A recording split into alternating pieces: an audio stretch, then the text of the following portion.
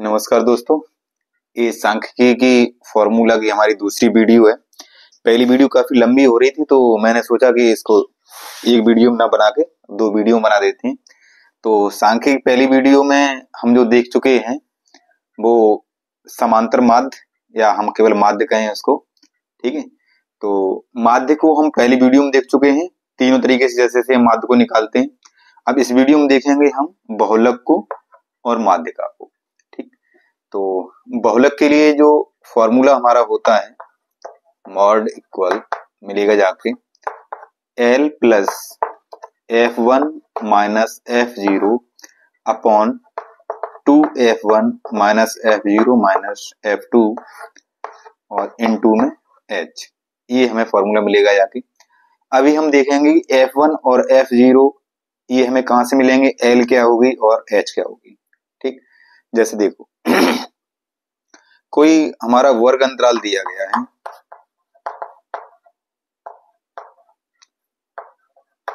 वर्ग अंतराल यानी कि CI, जैसे 0 से 10, 10 से 20, 20 से 30, 30 से 40, कुछ भी ऐसा दिया गया है। ठीक, उसके बाद में यहाँ पे हमारी फ्रीक्वेंसी दी गई यानी कि बारंबारता जिसको हम बोलते हैं, बारंबारता। ठीक है, इसको हम क्या बोल रहे थे, FI। ठीक है, तो हमारी जो FI दी गई है वो मान लो इसके लिए 2 है, इसके लिए 5 है, इसके लिए कुछ 8 है, इसके लिए 4 है, ऐसे कुछ भी दी गई है। हमने रेंडमली कोई भी चीजें ऐसी ले ली हैं, मतलब ताकि आप केवल इसको समझ सको। ठीक, तो इसमें जो सबसे पहले हम निकालेंगे जाके वो निकालेंगे F1। F1 क्या होती है, F1 होता है हमारे जो सबसे बड़ी बारंबारता हो।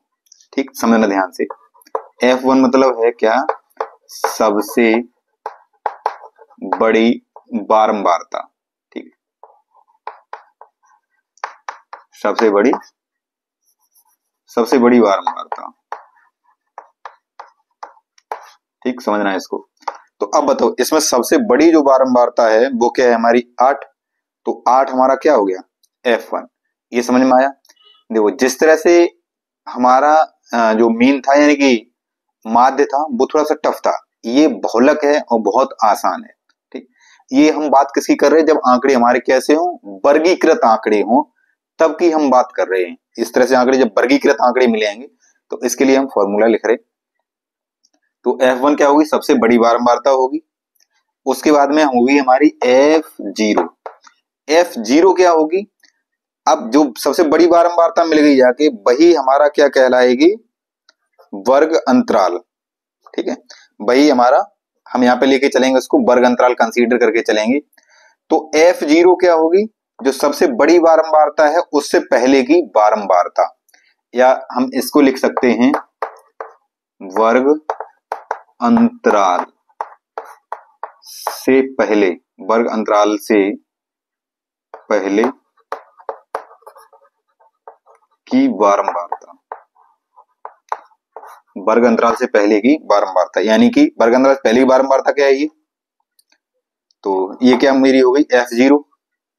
उसके बाद में F2, F2 क्या होगी जाके, F2 होगी हमारी वर्ग अंतराल, वर्ग अंतराल के बाद, वर्ग अंतराल के बाद की बारंबारता, की बारंबारता। देखो तो ये क्या आया था हमारा, वर्ग अंतराल यानी कि FI थी, सबसे बड़ी बारंबारता थी। इसके बाद की बारंबारता क्या है, ये, तो ये हमारी क्या हो गई यहाँ पे F2। ठीक, F2 हो गई।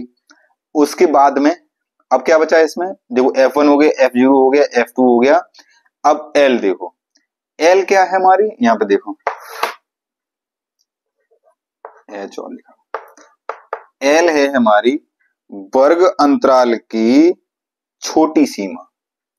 L क्या है, वर्ग अंतराल की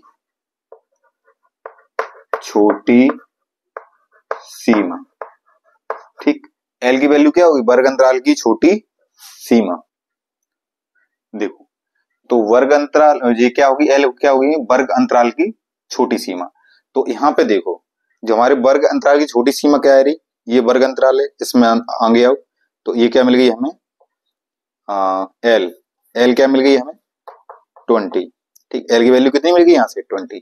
ये था हमारा वर्ग अंतराल, इसकी जो छोटी सीमा थी वो कितनी थी, 20 थी। ये समझ गए। अब आता है हमारा एच। एच क्या है, एच है हमारा वर्ग आकार, इसको बोल सकते हैं हम क्या, वर्ग आकार।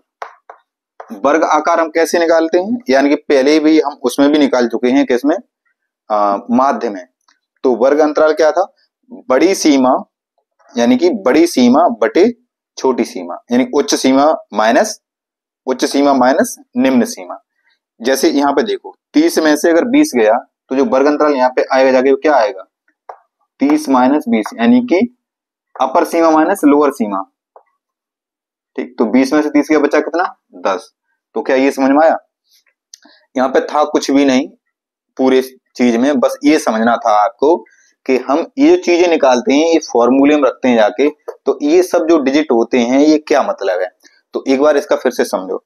ठीक, हम माध्यिका को यहाँ से हटा दे रहे हैं, नहीं तो कंफ्यूज होते रहोगे तुम लोग। माध्यिका उपादान पढ़ते हैं, और ये जो बहुलक हम पढ़ रहे हैं वो किसके लिए पढ़ रहे हैं, जब हमारे आंकड़े कैसे दिए हों, वर्गीकृत आंकड़े दिए गए हैं उसके लिए। ठीक, चाहो तो अभी इसको सॉल्व कर लेना। तो सबसे पहले हम इसमें क्या चीज निकालेंगे, सबसे पहले हम निकालेंगे F1। ये ध्यान रखना, F1 कैसे निकालेंगे हम, जो सबसे बड़ी बारंबारता हमें ऑटोमेटिक दिख रही होगी बहुलक में, जो सबसे बड़ी मेरी बारंबारता है वो क्या है, ये है।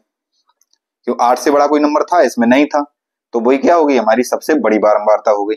उसके बाद में हम निकालेंगे F0। तो F0 क्या होगी, वर्ग अंतराल से पहले की बारंबारता। वर्ग अंतराल से पहली बारंबारता ये थी और बाद की बारंबारता ये है, तो ये होगी F0 और ये क्या होगी, F2। ठीक, उसके बाद हम L निकालेंगे। तो L क्या थी, हमारी वर्ग अंतराल की निम्न सीमा। ये वर्ग अंतराल बन गया, वर्ग अंतराल की निम्न सीमा हो गई। उसके बाद हम H निकालेंगे। तो H क्या होगी, वर्ग आकार, यानी वर्ग का आकार। तो वो वर्ग आकार क्या मिलेगा जाके हमें, उच्च सीमा माइनस निम्न सीमा।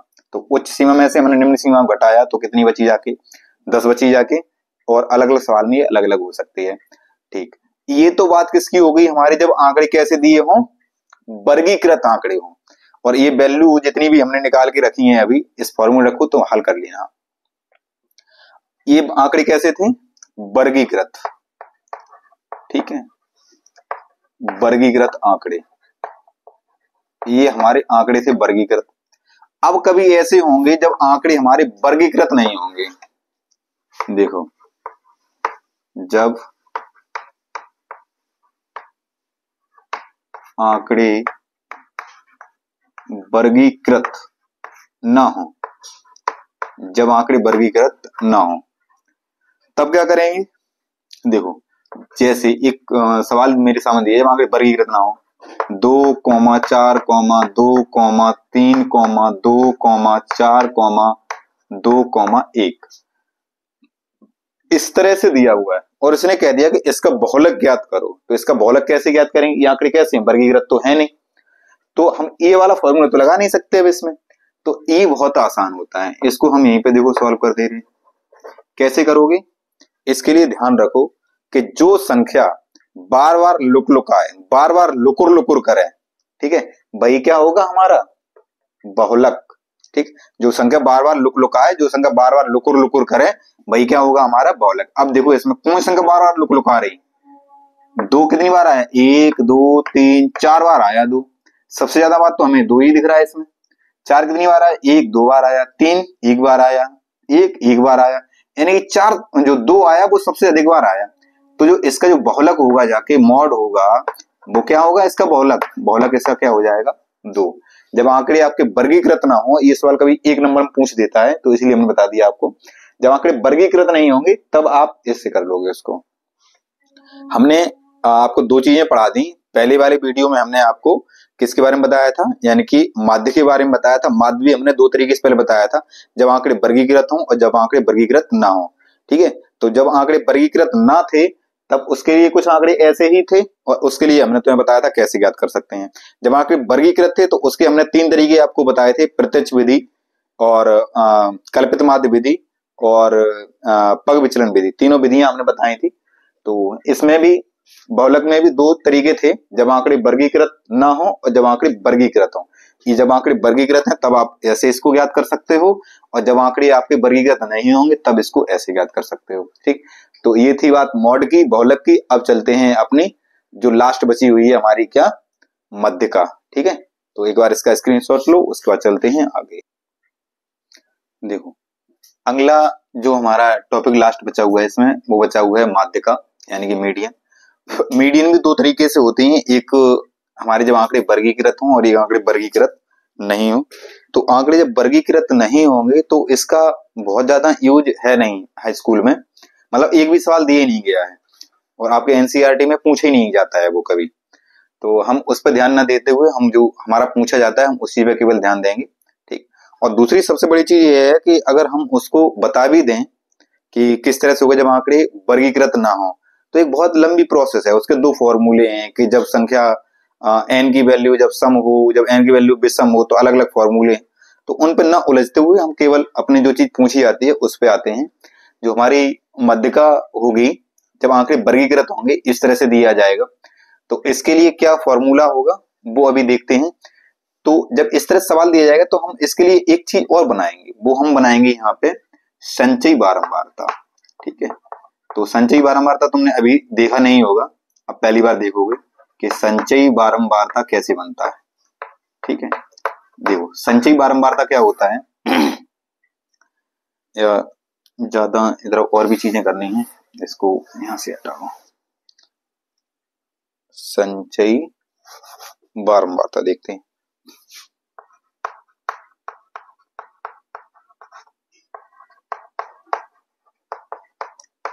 देखो जो संचयी बारंबारता होता है वो क्या होता है, जितना नंबर यहाँ पे लिखा है उसको यहीं लिखो 4, इसको इसमें ऐड करो, 5 4 कितना हो गया 9, 9 को 13 में ऐड करो कितना हो गया 22, 22 को 20 में ऐड करो कितना हो गया 42, 42 को 14 में ऐड करो कितना हो गया 56, 56 को 8 में ऐड करो तो 56 और 8 कितना 64, 64 में 4 को ऐड करो तो कितना हो गया जाके 68।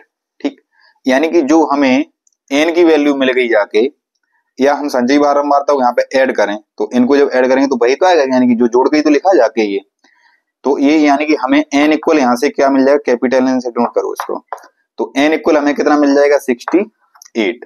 देखो अब आगे की प्रोसेस देखो, जैसे ही हमें n इक्वल 68 मिला जाके, ठीक, तो फिर हम यहाँ से फाइंड करेंगे कि n/2 कितना होगा।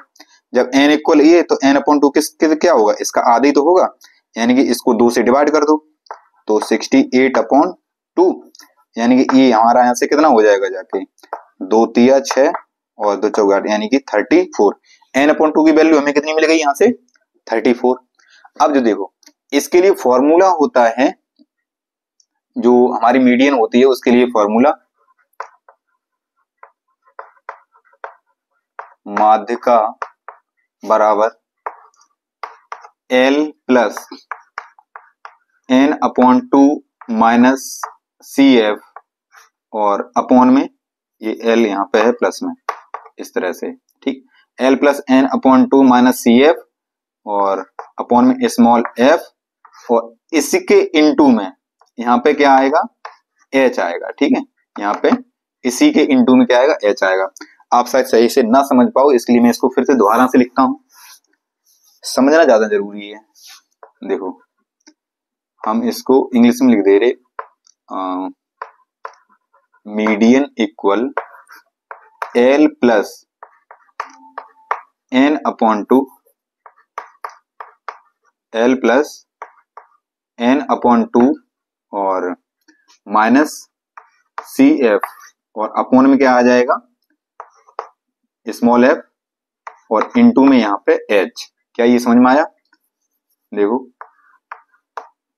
ठीक, यानी कि L प्लस ये होल प्लस में है, केवल इसके ऊपर प्लस में नहीं है, ये सभी के प्लस में है, यानी कि प्लस जो लगा हुआ है वो यहाँ पे लगा है। ठीक, L plus N upon two minus C F upon में क्या F इंटू में H। अब इनको हम देखते हैं कि ये जो दी गई है समस्या ये क्या क्या है। ये तो n अपॉन टू तो हम निकाल ही चुके हैं, ठीक।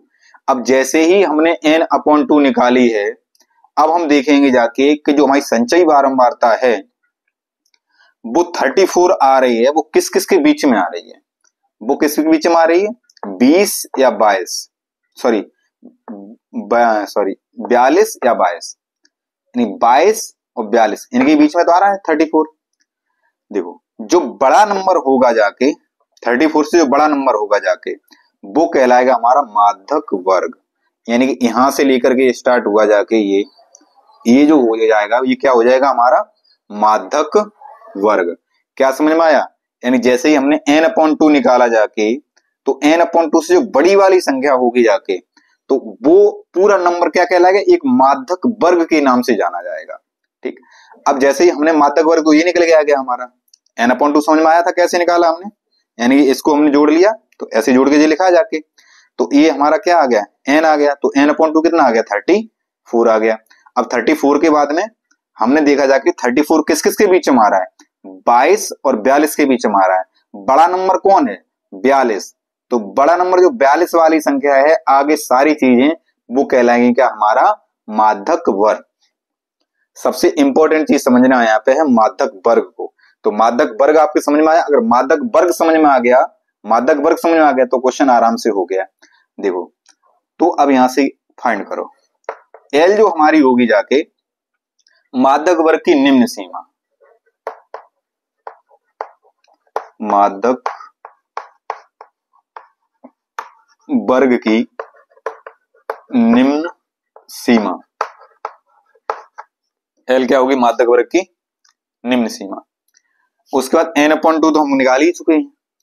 CF क्या होगी, CF होगी हमारी जो माध्यक वर्ग है उससे ऊपर की संचयी बारंबारता, CF होगी हमारी माध्यक वर्ग से पहले, माध्यक वर्ग से पहले की संचयी बारंबारता।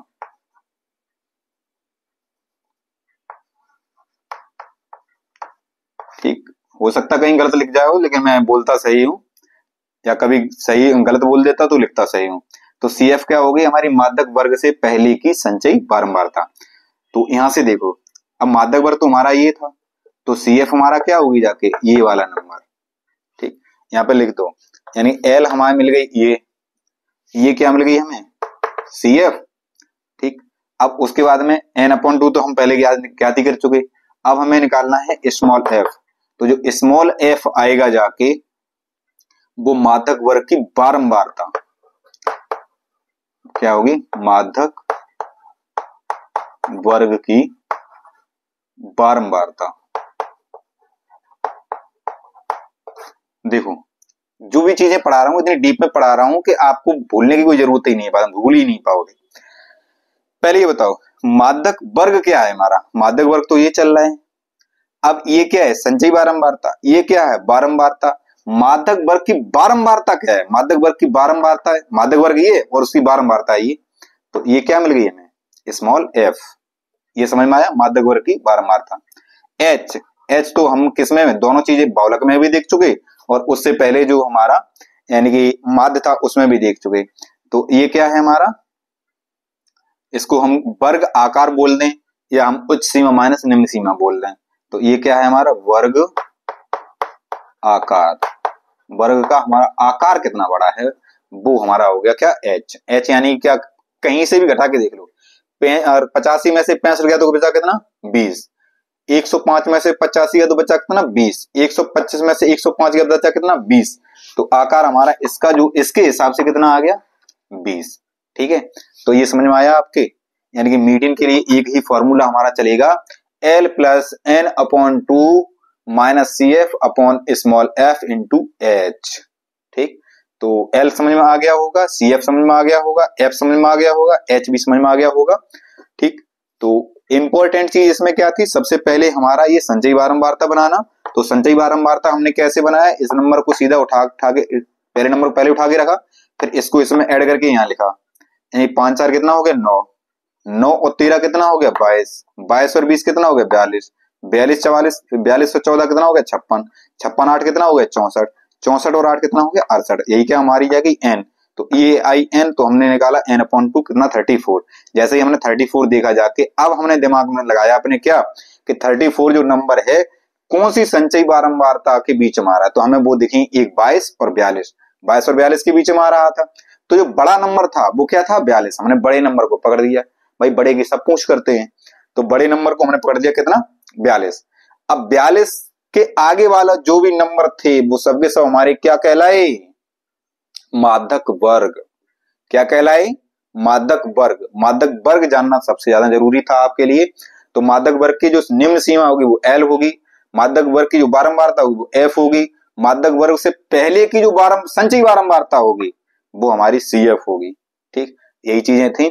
अब जो भी चीजें आप पहले इसका स्क्रीनशॉट ले लो एक बार। अब जो भी चीजें आप आगे देखोगे चल के, जब आगे हम सॉल्व करवाएंगे क्वेश्चन को एक्सरसाइज में, तो उनमें सारी चीजें क्लियर हो जाएंगी। तब तक के लिए आप जो भी फॉर्मूले लिखवाएं इनको एक बार रटिएगा, ध्यान से अच्छे से पढ़िएगा। चलिए, थैंक यू सो मच।